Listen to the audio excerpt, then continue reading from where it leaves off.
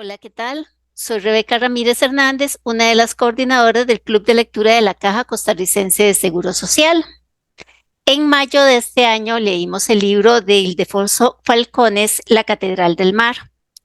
En la conversación que tuvimos para comentar el libro surgió la inquietud de varios de los integrantes del club de viajar a Barcelona y ver por sus propios ojos la famosa Catedral del Mar. Entonces surgió un interés en este tema del turismo literario. Y es por eso que invitamos hoy a Tony Montesinos, quien es filólogo, escritor, crítico literario y colaborador en varias revistas y periódicos, entre ellos la sección El Viajero del diario El País. Allí hay algunas reseñas sobre la República Checa, Sevilla, el País Vasco y Barcelona, que casualmente también es el lugar donde él reside. Muchas gracias, Tony, por acompañarnos en este ratito.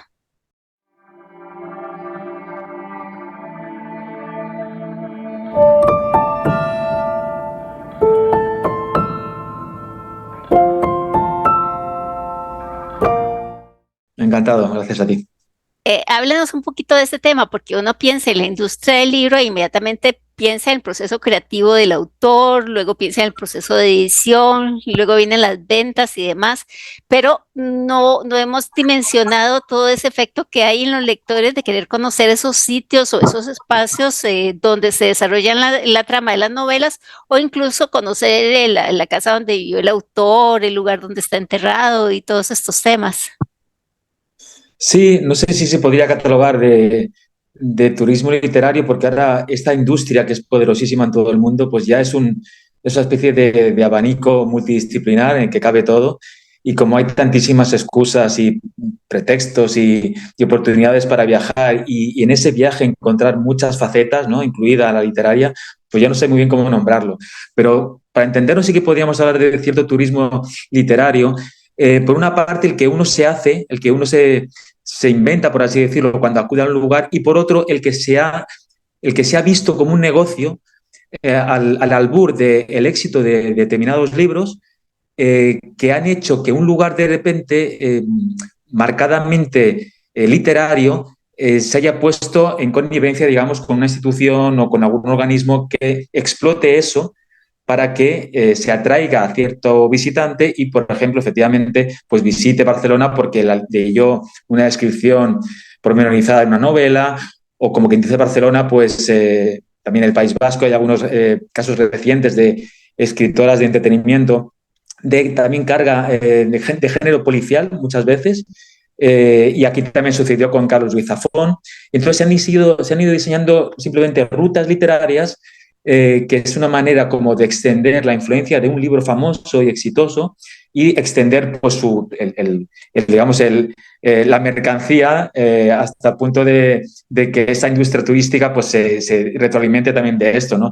Y es perfectamente legítimo y válido, y estaría al lado pues, un turismo, por seguir llamándolo así, un turismo ya más personal, más el que uno se fabrica porque está interesado en un autor, en una obra, y tiene esta pulsión lectora que lo lleva a tener curiosidad por palpar, por pisar aquellos lugares que fueron importantes pues, para un Kafka en Praga, efectivamente, o para, no sé qué decirte, pues para muchos autores norteamericanos a los que yo sigo, porque, por ejemplo, hay diversos lugares, Estados Unidos e Inglaterra, en que cuidan muy bien, por ejemplo, las casas donde vivieron, los lugares por los que transitaron, y eso al final acaba siendo por un lado, un buen atractivo que hace difundir la ciudad, y por otro, algo que preserva el lugar en el que un autor fue importante, ¿no? Así que, digamos que yo vería esos dos caminos posibles, ¿no? Para llegar a lo que podríamos llamar turismo literario, sí. Sí, eso que usted señala es fundamental, el interés de los gobiernos, de las autoridades locales por preservar esos sitios que tienen tanto valor histórico. Entonces, es como cómo puede desarrollarse esa industria que llaman naranja cultural, que para que se le vea utilidad, sobre todo a algunos gobiernos que piensan solamente en la cuestión de los números, en la cuestión económica, para que se vea esa utilidad a la parte cultural. Sí, lo importante es pues, hacer un negocio próspero y que sea atractivo para el visitante. Eso, por supuesto, no cabe la menor duda. todos nos alimentamos directa o indirectamente de lo que proporciona la actividad editorial, literaria, pero muchas veces eso se fuerza demasiado, ¿no? Ahora cuando te escuchaba estaba recordando de repente lo que hicieron con Roberto Bolaño, que es un autor que a partir de cierto momento se hizo universal e internacional famosísimo, ¿verdad? Y con una calidad literaria detrás considerable. Y él llegó desde Chile, si no voy errado, bastante joven a Barcelona, y él se buscó un poco aquí la vida y acabó en un pueblo de Gerona, al norte de Barcelona, que se llama Blanes, es una localidad costera muy bonita a la que yo acudo continuamente. Y allí vivió muchos años hasta una muerte precoz que sufrió este escritor. Y después las instituciones políticas de allá hicieron una ruta a Bolaño que era, pues, digamos, marcar los lugares que fueron importantes para este autor. Pero yo he escrito además sobre esto de manera muy, muy crítica. De hecho, poniendo ejemplos que podían ser un poco sonrojantes, ¿no? En plan, a un comercio en el que iba a comprar o a una librería normal y corriente a la que, por supuesto, pues acudiría. Y yo, de manera muy irónica, en un artículo que publiqué hace tiempo, pues escribí, solo les faltaba poner una boya en el mar para decir que ahí se había bañado en el Mediterráneo Bolaño, ¿verdad? Entonces, cuando hay esta preponderancia por sacar rédito de una persona ilustre, ¿no? Desde el punto de vista cultural o artístico, pero se llega a estos extremos, a mí ya me chirría bastante. Cuando se hace de manera seria, porque se explota pues la imagen de un autor, ¿no? Efectivamente, si uno va a eso, como hablábamos de hace poco he estado en Praga siguiendo las huellas de Kafka, pues si se hace así con un poquito de buen gusto, pues bueno, se puede compaginar, digamos, el rédito económico con un homenaje, con un recuerdo de calidad, serio y profundo a un autor que haya sido importante en nuestra cultura. Sí. Sí, eso sí, importante que quien diseñe esas rutas sea a partir de una investigación, de un trabajo elaborado, sea un lector del autor sobre el que quiere llamar la atención, sino no dejaría de ser puro mercantilismo. Yo pensaba ahora en el caso de Costa Rica, nosotros por acá no destacamos por la cuestión cultural, sino principalmente por la cuestión de la naturaleza. Pero recientemente estamos, bueno, uno de los requisitos de este club es leer en forma alterna autores costarricenses, porque de vez en cuando lo dejamos por los bestsellers y demás. Entonces, hay varias novelas que se ubican en San José, que es el principal espacio donde está ubicado el club. Entonces, hemos pensado también en hacer una especie de ruta literaria a partir de nuestros autores, pero sobre todo a partir de eso, del estudio, del conocimiento de la obra y ese interés común en los lectores de acercarse a esos espacios. Sí, además, no han de ser gratuitos este tipo de senderos literarios. Quiero decir con esto que todo tiene que servir, incluso aunque se presente de manera amena, desenfadada, eso no importa, pero tiene que contribuir al aprendizaje, a la comprensión de ese autor, del tiempo en el que desarrolló su vida, cómo, digamos, su pensamiento filosófico, literario, vivencial lo trasladó a su obra poética, dramatúrgica, narrativa, quién sabe, ¿no?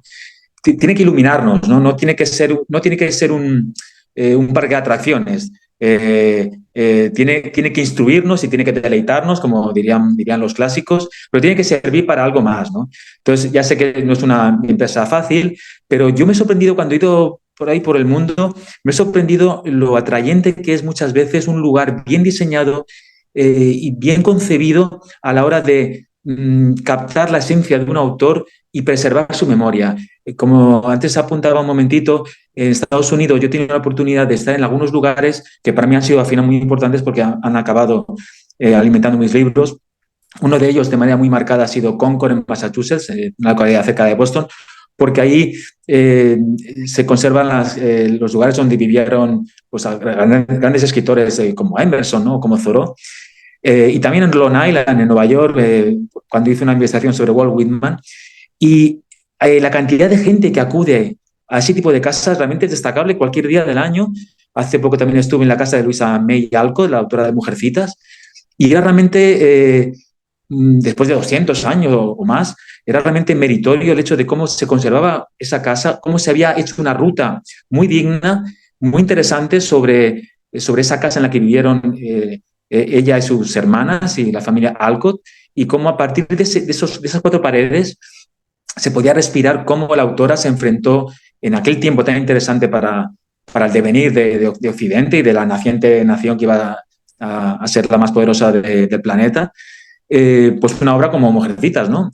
Y en ese tipo de cosas a mí me ha resultado siempre muy interesante, o de repente ver que existe una casa donde vivió Charles Dickens en Londres, y eso cómo me podía a mí hablar del escritor Dickens, ¿no?